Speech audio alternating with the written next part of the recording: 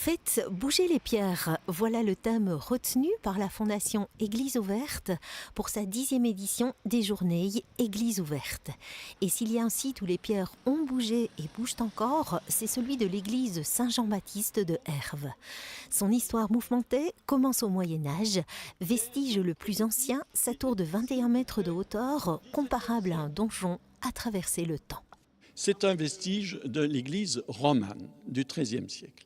Mais l'église a été reconstruite au XVIIe siècle et puis restaurée, rénovée, mal et bien. La dernière restauration, elle est somptueuse, elle date de 2010. À l'intérieur de l'église aussi, les pierres ont bougé.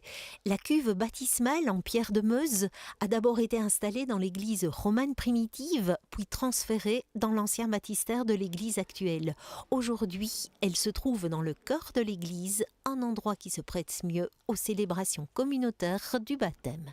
C'est un vestige extraordinaire qui est là un exemple d'art mosant exceptionnel, déterminé par Albert Lemonnier en personne et qui mentionne même la date 1574 et la mention de toute une série de figures symboliques. Là, c'est quelque chose d'exceptionnel. D'ailleurs, il y en a qui disent que ce sont les 4 points cardinaux, oui, mais si on fait référence à la Genèse, ça peut être une illustration de ces 4 fleuves mythiques, le Nil, le Tigre, l'Euphrate et le Gange. Tant les pierres intérieures que celles des murs extérieurs ont parcouru des kilomètres avant de rejoindre leur destination. Elles sont les témoins d'un parcours géologique et d'une construction ancrée dans son terroir. En fait, il y a 2 sortes. Il y a les pierres calcaires, donc c'est des sédiments du temps où il y avait la mer qui submergeait les terres. Et puis il y a les pierres gréseuses, donc c'est plutôt des concrétions de sable. Et alors dans notre façade, on a effectivement les deux. Donc tout ce qui est un peu gris, comme ça, c'est essentiellement des pierres calcaires. Tout ce qui est plutôt coloré, c'est très souvent des grès, bien qu'il y ait aussi des calcaires micacés, d'autres, toute une série d'autres choses. Mais grosso modo, c'est comme ça. Et ça date de 350 millions d'années.